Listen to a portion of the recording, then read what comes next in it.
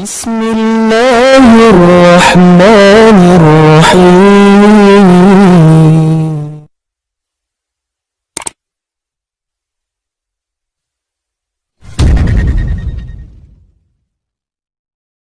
Kunci diterima amal ibadah kita di sisi Allah taqwa. Innama yataqabbalu Allah minal muttaqin.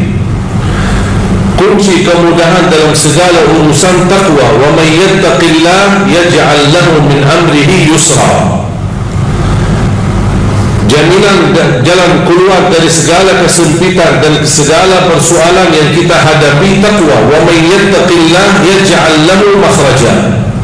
Bahkan menjaminkan rezeki wa yarzuqhu min haitsu la yahtasib. Taqwa jaminan keselamatan dari siksa neraka jahannam. Thumma nunajji alladhina taqaw wa nadharu adh-dhalimina fiha jithiya. Dan Rasulullah sallallahu alaihi wasallam bersabda di hadis yang sahih, ittaqillaha haitsu ma kunt, bertakwalah kepada Allah di mana pun berada. Taqwa bukan hanya di masjid atau di saat kita majlis dan beribadah, di mana pun kita berada, kita menjaga taqwa. Inti daripada taqwa, kita merasakan selalu Allah menguasai kita. Di mana pun kita berada, tidak ada yang bisa kita sembunyikan, tidak ada yang bisa kita rahasiakan, karena yang tersembunyi bagi Allah itu nyata. Kita sebagai manusia wajar kalau kita berdosa dan bersalah, karena kita manusia bukan maksum. Malaikat tidak boleh berdosa, bahkan tidak bisa berdosa. Kita sebagai manusia harus berdosa. Tapi Allah subhanahu wa ta'ala suka orang-orang yang berdosa, yang selalu memohon ampun, yang selalu bertaubat. Nabi kita Nabi Muhammad sallallahu alaihi wasallam istighfar dalam satu hari 100 kali. Nabi Muhammad yang sudah mendapat jaminan ampunan segala dosanya, dia memohon ampun 100 kali setiap hari. Kira-kira kita seperti apa?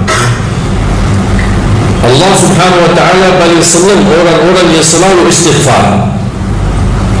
Bahkan dengan kita banyak istighfar dan rutin menjaga istighfar, mendapatkan jaminan jalan keluar dari segala kesusahan, bahkan mendatangkan rezeki dari tempat yang tidak pernah kita nyangka.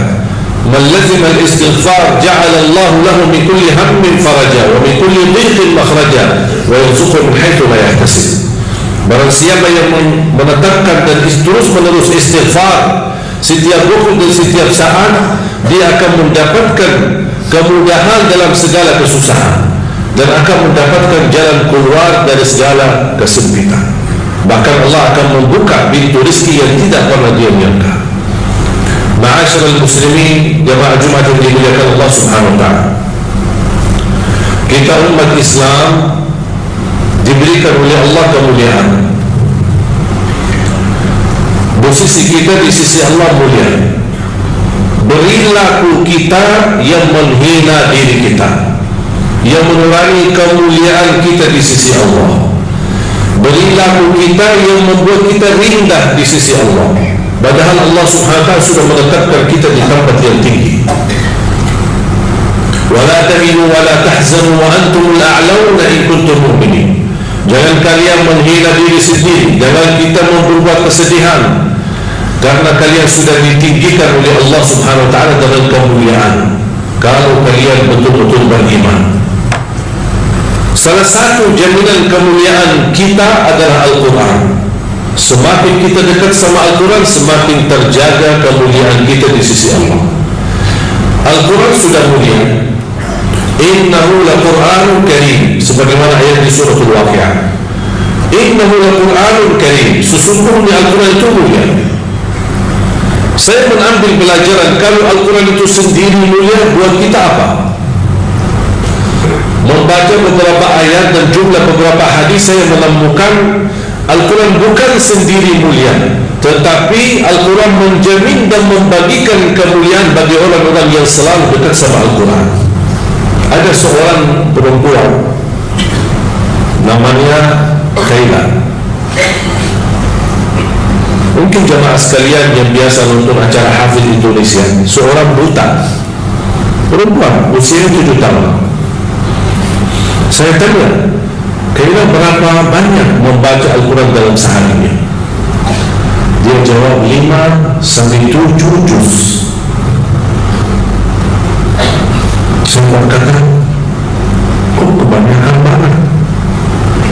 Banyak sekali. Tak capek? Kasihan kamu. Apalagi, mohon maaf, kamu buta. Kalau kamu tak baca Al-Quran, saya yakin Allah pasti maafkan. Kamu diuji dari buta mata. Apa dia jawab? Dia berkata, saya malu sama Allah menjadikan buta saya alasan tidak membaca Al-Quran. Ini anak usia 7 tahun. Kira-kira alasan kita apa? Padahal kemuliaan yang kita dapat dari Al-Quran itu luar biasa. Sayang sekali kalau kita sudah memiliki di tengah kita kitab yang termulia, kitab yang tersuci, kitab yang teragung, tidak ada keraguan di dalamnya. Alif Lam Mim, dzalikal kitabu la raiba fihi hudal lil muttaqin. Dan membaca Al-Quran walaupun tidak mengerti isinya, tidak memahami maknanya, tidak apa-apa, tetap dapat setiap satu huruf 10 kebaikan. Jadi kalau jemaah sekalian membaca, tak faham sama sekali, hanya baca saja, tetap mendapatkan setiap satu huruf 10 kebaikan. Alif Lam Mim bukan satu huruf, alif satu huruf, lam satu huruf, mim satu huruf.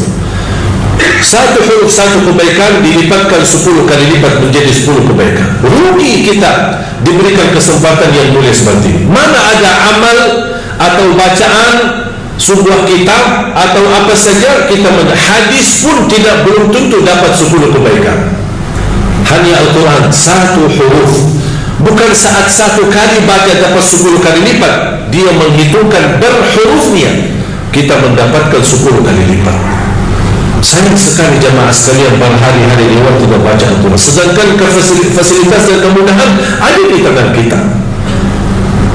Tak bisa baca Al-Quran karena alasannya masih buta huruf atau berbata-bata. Jangan khawatir, ada berita gembira di hadis yang diriwayatkan Imam Muslim. Rasulullah SAW bersabda, "Walladhi yaqra'ul Qur'ana wa yatata'ta'u fihi wa huwa 'alaihi syaq lahu ajran."